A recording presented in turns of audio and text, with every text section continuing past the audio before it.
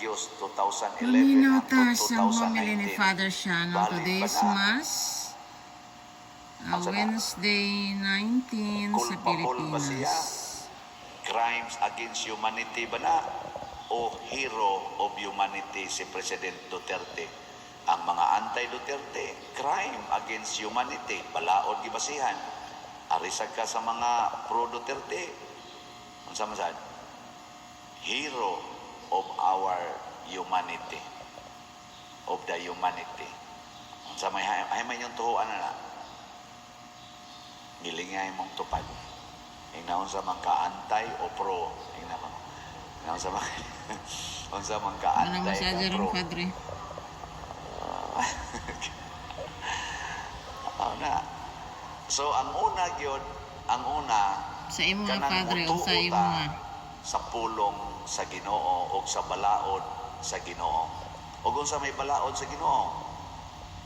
Sa may balaod sa Ginoo, Kaya pagpatay. higugmaa ang Higugmaa. imong isig katao sama sa imong kaugalingon. Ayaw gyud pagbuhat og butang nga para lang sa imong kaugalingon. Mao to si Jose, ni aksyon siya ka self-centered. Matod pa sa atong ebanghelyo, pagkahibaw niya nga mabdo si Maria, ni aksyon siya og lakaw. Pero gitawag siya buutan nga tao na at least napay degree of care sa iyang isig ka tao. Dili niya gustong pakaulawan si Maria. Naapa na ni San Jose ba? Pero nakaingon gid siya, unfair gyud kay ni. Mao na nga ako na lang yung biyaan si Maria, pero hilom lang aron dili gyud nako siya mapakauwawan. Kaya ang sakto gyud atong buhaton ni Jose, i-report man unta to niya sa authority. Kay siya man maoy dunay gitawag og gibati nga injustisya. I-report ito sa authority. Pero si Jose hilom lang. Nindo taon tag mao na gibuhat sa administrasyon ni President Marcos no nga may bagyan natang i-report sa ICC pero hilom lang ta. Kita lang din ang mag-process gyud sa atong nasod. Di na lang nato i-appeal ang foreign courts. Nindo to ta no. Nindot unta Padre. Ato San Jose Sa mga kay traidor man, iya paghihato So, didto. in yourself. Sa private plane ni Saldico nga buhaya, vampire. Because we have Sa kaban ng a bayan. very functional justice system din sa atong nasod. Muna nga importante kayo ang kinaiya ni San Jose. Kay si San Jose nagtuman yun sa sugo sa Ginoo. Love your neighbor as yourself. Sa dihang si San Jose nakabati sa sulti sa anghel, ayaw kahadlok. Di kanigo mahimot ang self-centered, hadlokan mata.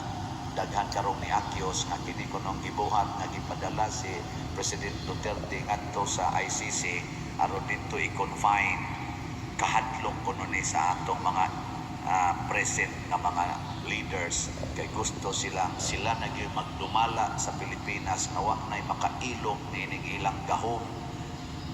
Why na mangilabot, why na mag-criticize nila, Padre Shano? Nahadlok ang atong mga leaders karon. Kanibang gitawag nato bang mga Kita mo, political kinsang mag-criticize, kasuhan. competitors nila. Yung liko ni nga kompetitor da, ato ning tumbahon dili sa eleksyon, gamitan ni nato sila og rejection. Ginamit ang balaod. Muna self-centered nga mga leaders or self-centered nga tao. Kanabang di ka makig sana Away o patas. Imo o sa silang piangan. Inomdom ko ana nga Piangan dunay gyud. gipatay sa tarian tungod kay gihiluan kuno ang iyang manok. Kana ba kining sabong kuno ba na kamo mga manariay nga ni aron dinhi. Na nasa kuno usaya na kanang sana pikon kunong pako ining hikap o tiil nga ay ginagpahikap ha kahikap na piangan ng manok nimo dili ba patas. Dilo iban, Yang sa may gitraidoran, patas, Padre, in nato, short. kanamang eleksyon. Mo na ilang analysis sa uban. Tama yun. Hadlok mo nang gigamitan og kaning rejection, ginamit ang puwersa sa kaning balaod. Muna kanang balaod di gid na makaluwas. Unsa may makaluwas, pagtuo nato sa pulong sa Ginoo. Si Jose, pagkadungog niya sa pulong sa Ginoo, iya nang gibaliwala ang iyang kaugalingon ug ni adto siya ni Maria ug gipangasawa niya si Maria. Gihigugma niya ang sitwasyon Ni na Maria. dili nindot. Muna muday ko ni President Duterte kay niingon siya, ako ning atubangon. Ani ana ni Mao na tinuod nga tawo katong malaki. pagdayon niyang sakay sa eroplano, hangtod karon mao man na iyang gisulti.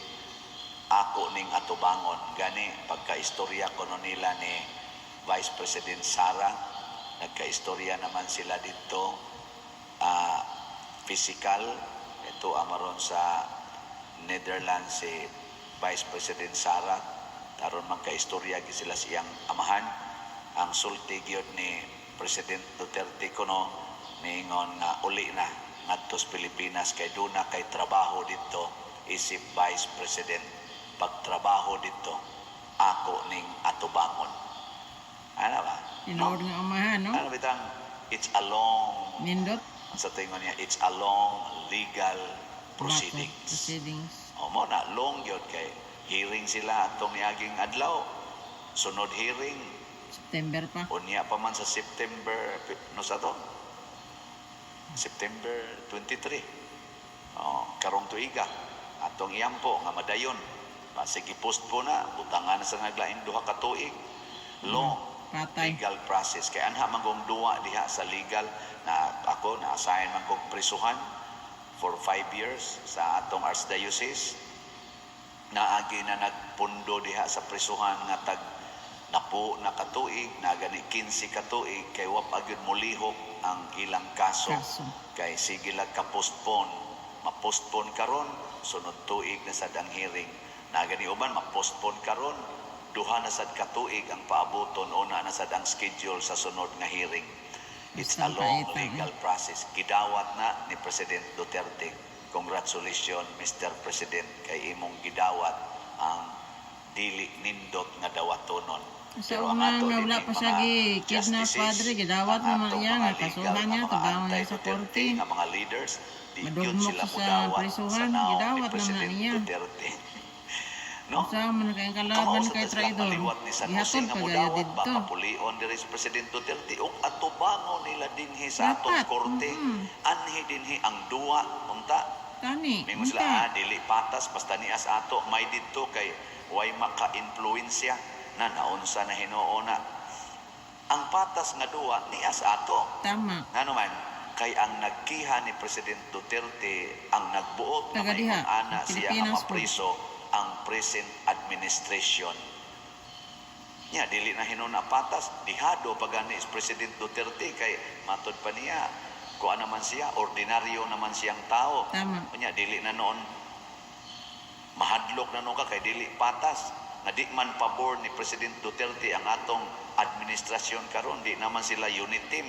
May tatog padayon pang unit team kay patas dili makaingon ta kon ang og ang nag-accuse ni President Duterte anti-administrasyon, unya si President Duterte ug ang administrasyon unit team gyapon, pero karon di man. So unsa may nakaingon ana nga dili patas kun anhi dinhi, dinhi gid nato hiringon.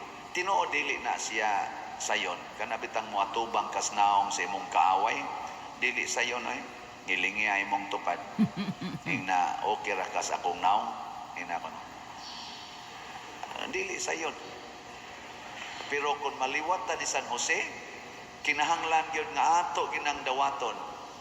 Bekin sa dinhing mga asawaha, sugod karon moingon na gyud ka nga ako na gyung higugmaon ang naong sa akong bana. Din agyod ko magyaw-yaw o magkusmod niya. Taas ang kamot. Nga tanawa. Awa. Di dyan lagi ka kahigugma as yourself. Ano man di, kanang imong self di ay maglakot di kas imong self. Matod pa ni Kristo, di man jud ka maglagot sa imong kaugalingong lawas. Muna ayaw sa kalaguti ng imong sikatao na karon bitaw magsigig ingon ang mga pro Duterte bisan sila si Vice President Sara hasta si President Duterte, ayaw gyud mo paghimo og rebellion og magrally mo must be peaceful rally. Ngano man maluoy ta sa atong nasod nga magkagubot. Gihigugma nila ang atong nasod. Kanunay ginang ibungat ni President Duterte kining akong gibuhat para ni sa atong nasod, para ni sa inyong mga anak ug akong mga anak, Tama. para ni Kapuapuhan. sa kaugmaon sa atong nasod. Nakahinomdom ko kadto bitang pag nangumpanya pa ni ang si President Duterte pagka-presidente, inigabot niya sa rally, ang una ganyang buhaton, iyang hagkan ang atong Flag. Philippine flag. Philippine flag. Iyang hagkan ba, igdayon niyang sulti. Unsay naa diha sa atong Philippine flag? Unsay naa diha? Kamo kibaw? Daghan ba yung napriso anak? Kay wa mo anas kamot pagkanta sa pambansang awit. Wa mo ana ba? Kiha. Unsa may naa ng atong Philippine flag nga hagkan kanunay ni President Duterte. Nay word diha nga nindot kaayo. Ang atong soberenya. Ang mamatay Nang na dahil sa'yo. dahil sa'yo. Sinangala, ang mamatay ng dahil sa'yo. Muna nga niingon Diyos President Duterte, ay ko ninyong dadangan to sa foreign land. Dinhi ko kasuhi sa ato, dinhi ko prisuha sa ato, kay gusto kong magpakamatay para sa atong nasod. Pero kay to ang masagida dito, iya lang yapon ang atubangon, ang mamatay ng dahil sa'yo. Ano? Gilingi ako Kanindot. ng mong tupad. Inanaa ka ng prinsipyuha nga magpakamatay ka para ning atong nasod. Ina.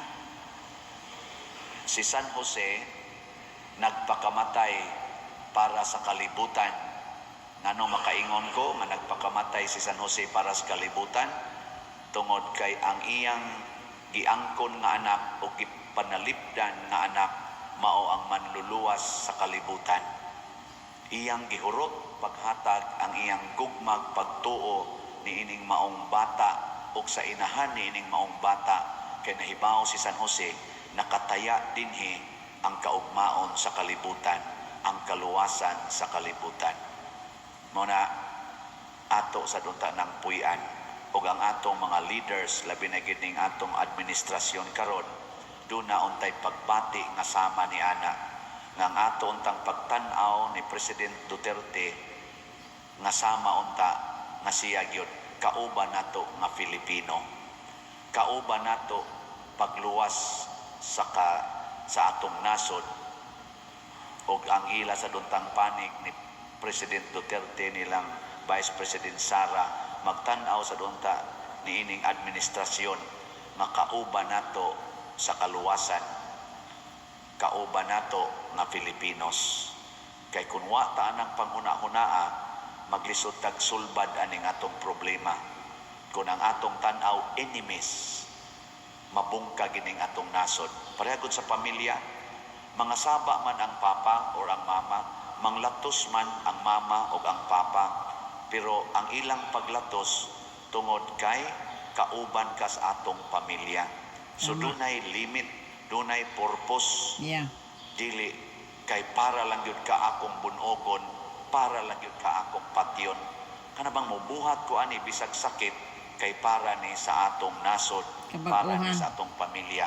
Ug ikaw ug ako kauban ta ni ining maong kaluwasan. Yang Marcos Padre kay sa ilang lamang kaluwasan sa ilang bursa. Mga igsoon, si San Jose tao nga matarong ug naghatag kanato sa kaluwasan. Busa uban kaniya malaumon kitang moingon Amahan, pamatia Thanks for ang mga watching, guys. I love pag-ampo you, sa Father imong Shiano, katauhan. sa pag-share sa Amahan, iyong pamatia, pamili. mga Thanks pag-ampo for sa watching. imong Love you, katawhan. bye.